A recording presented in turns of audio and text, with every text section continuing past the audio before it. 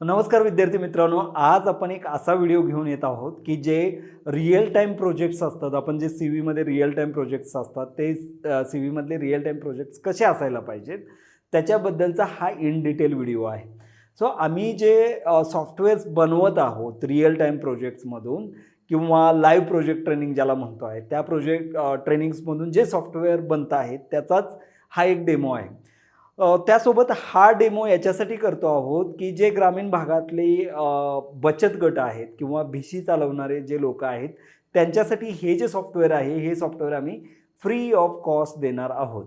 So हे software कसं आहे, वर्क कसं होतं, यामध्ये तुम्हाला अजून काय पाहिजे असेल, काय फंक्शनॅलिटी पाहिजे असेल किंवा काय फीचर्स पाहिजे असतील, तर तुम्ही ते आम्हाला नक्की कमेंट बॉक्समध्ये सांगा. आम्ही ते इम्प्लिमेंट करू आणि नवीन सॉफ्टवेअरमध्ये अपडेट करू. या सॉफ्टवेअरचा जो टेक्निकल स्टॅक आहे, त्या टेक्निकल स्टॅकबद्दल जर बोलायला गेलं, तर स्पेशली आम्ही रिॲक्ट नेटिव्ह यूज केले आहे, ज्याच्यामधून iOS आणि Android हे दोन्ही ॲप आम्ही बनवलेले आहेत. आता आमचं जे ट्रेनिंग चालतं ते ट्रेनिंग आहे फुल स्टॅक डेव्हलपमेंटचं आणि फुल स्टॅक डेव्हलपमेंटच्या अंडर मोस्टली आम्ही जे टेक्नॉलॉजीज घेतो आहोत. फ्रंट एंडला रिॲक्ट घेतो आहोत, बॅक एंडला .NET घेतो आहोत किंवा नोड घेतो आहोत. ज्याला म्हणतो मन स्टॅक ज्याला म्हणतो आहोत, तो मन स्टॅकची प्रोफाईल असते. दुसरी जी प्रोफाईल आहे ती मिन स्टॅकची आहे. पण कधी-कधी क्लायंटच्या ज्या रिक्वायरमेंट्स असतात किंवा सीव्हीमध्ये जे स्किल्स असतात, त्या स्किल्समध्ये रिॲक्ट नेटिव्ह सुद्धा तुम्हाला गरजेचं असतं. आणि सध्या जे वाइब कोडिंग चालू आहे, त्या वाइब कोडिंगमधून जे ॲप्लिकेशन्स बनतायत ते तुम्ही इझिली बिल्ड करू शकता. आणि त्याचाच आम्ही वाइब कोडिंग जे कर्सर आहे, त्या कर्सरमधून हे ॲप्लिकेशन बनवलेलं आहे. जो मुलगा रिॲक्टवरती ट्रेनिंग घेतलेला आहे, त्याच मुलानं रिॲक्ट नेटिव्हचं सुद्धा ॲप बनवलेलं आहे. आता हे जे सॉफ्टवेअर आहे, या सॉफ्टवेअरबद्दल जर थोडंसं बोलायचं झालं, तर रोल बेस्ड सिस्टम ज्याला म्हणतो आहोत, की काही रोल्स असणार आहेत, राईट? ज्याच्यामध्ये एक रोल जो असणार आहे, तो सुपर ॲडमिनचा रोल असणार आहे. ज्याचं प्रेझेंटेशन आम्ही नाही देणार आहे, कारण सुपर ॲडमिनचे जे सगळे राईट्स असतील, ते राईट्स आमच्याकडे असतील. दुसरा जो रोल असणार आहे तो ॲडमिन असणार आहे, म्हणजे भिशी ओनर म्हणूयात त्याला, राईट?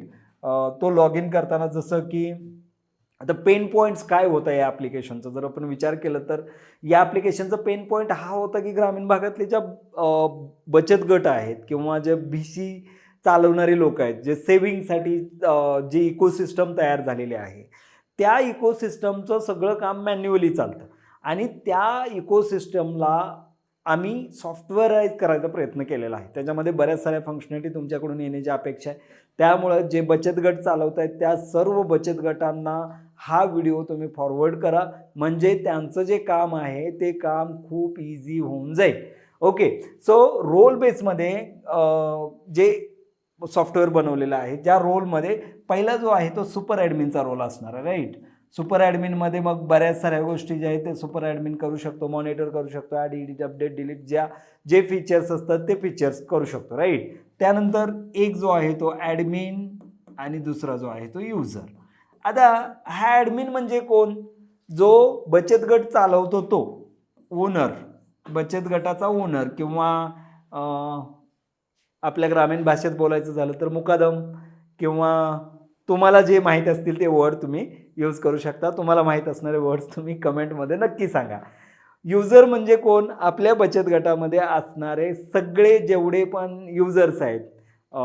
10 महिलांचा बचत गट असतील तर एक कुणीतरी बचत गट चालवतं आणि 9 लोकं त्याला सहभागी असतात, राईट? सो हा जो बचत गटाचा युजर असेल, राईट? आता मी लॉग इन करताना ॲडमिननं लॉग इन करतोय. ॲडमिन तुम्हाला रजिस्टर करावं लागेल, राईट? सुरुवातीला ॲज एन रजिस्टर म्हणून ॲडमिन म्हणून रजिस्टर करावं लागेल. ज्यावेळेस क्लिक केल्यानंतर हे पेज ओपन होईल, राईट? रजिस्टरवरती क्लिक केल्यानंतर हे पेज ओपन होईल. परफेक्ट. आता इथं मला फर्स्ट नेम एंटर करायचं आहे, okay. Last name, right? tanu@gmail.com, something like that. बऱ्याच लोकांकडं मेल आय डी असणार आहे, त्यामुळं मेल आय डीची का गरज आहे वगैरे हे विचारू नका, मेल आय डी राहतील, right? So perfect. Mobile number जो तुमचा मोबाईल नंबर असेल तो तुम्हाला एंटर करायचा. अजून आम्ही OTP बेस केलेला नाही आहे, पण आम्ही OTP बेस करणार आहोत लवकरच, right? State, village, perfect. Pincode 411057. Password, जो तुम्ही पासवर्ड ठेवणार आहे तो पासवर्ड तुम्हाला इथं एंटर करायचा आहे, राईट. तो विजिबल बघू शकता तुम्ही, राईट. मी सध्या कॉम्प्लेक्स पासवर्ड ठेवलेला नाही. 1 to 8 simple 1 2 3 4 5 7 6 8. Create and admin.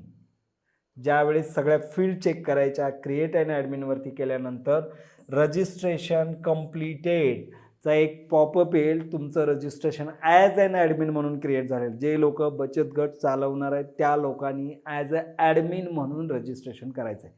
बाकीच्या लोकांनी ॲडमिन म्हणून रजिस्ट्रेशन करायचं नाही. परफेक्ट. त्यानंतर रजिस्ट्रेशन झाल्यानंतर परत तुम्ही लॉग इन पेजवरती याल. जो युजर नेम आहे तो युजर नेम इथं ॲड कराल. युजर नेम म्हणजे कुठला, जो तुमचा फोन नंबर आहे तो फोन नंबरच तुम्हाला ॲड करायचा आहे. परफेक्ट. पासवर्ड,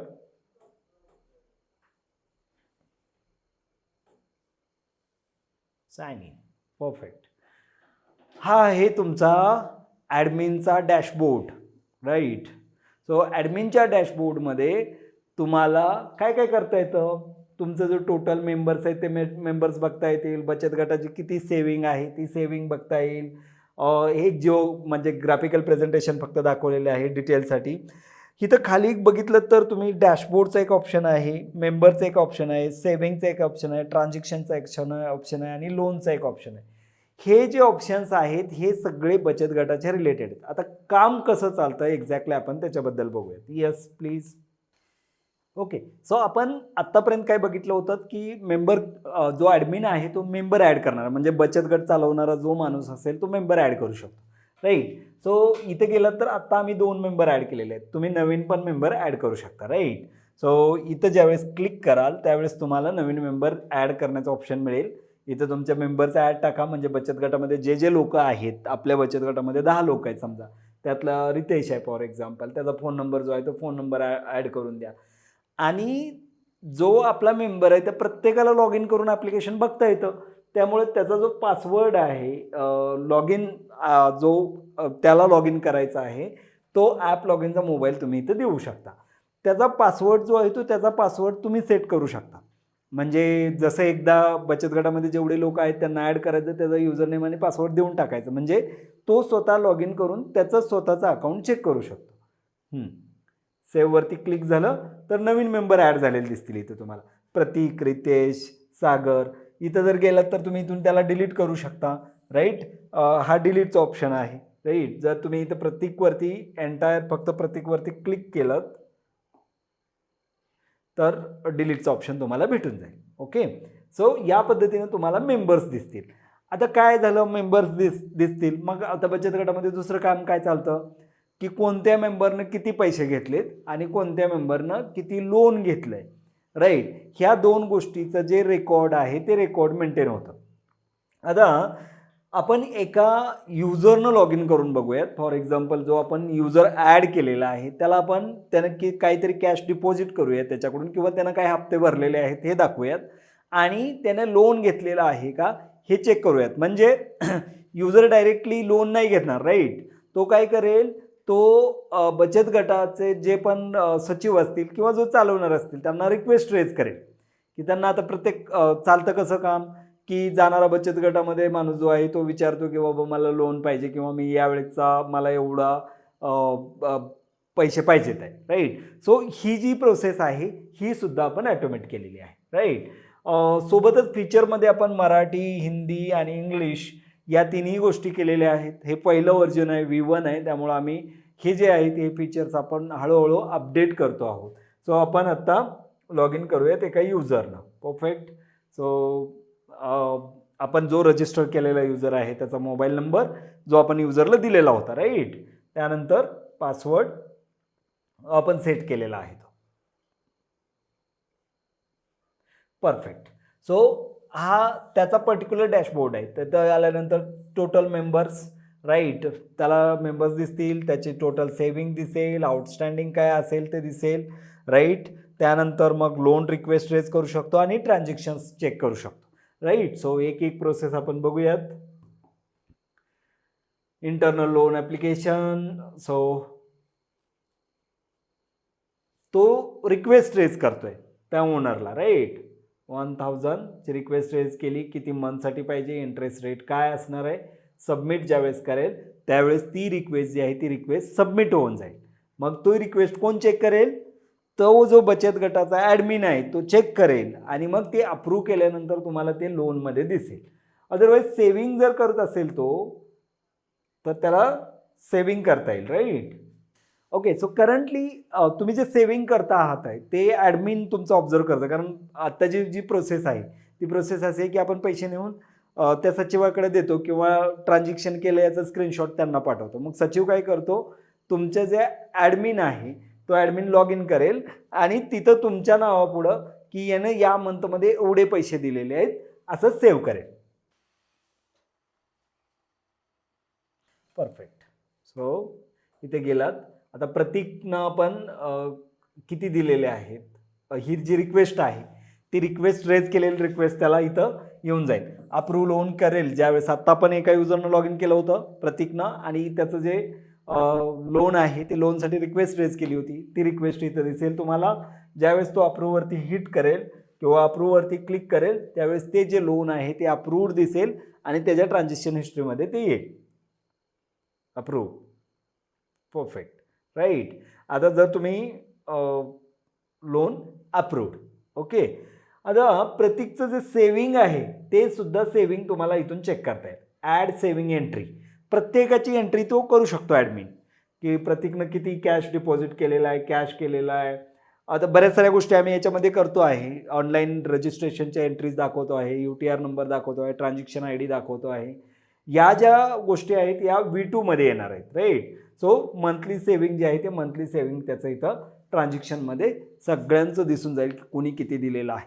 आता याच्यातून काय होणार आहे, याच्यातून आपला बराच सारा जो वेळ आहे डेटा एंट्री करण्याचा, नोटबुकमध्ये लिहिण्याचा, तो सगळा वेळ कमी होईल आणि या ॲप्लिकेशनमधून तुम्ही एनी टाईम कुठंही तुमच्या बचत गटाची पूर्ण हिस्ट्री, तुमचे जे ट्रॅकिंग्ज आहे ते ट्रॅकिंग्स तुम्ही चेक करू शकता.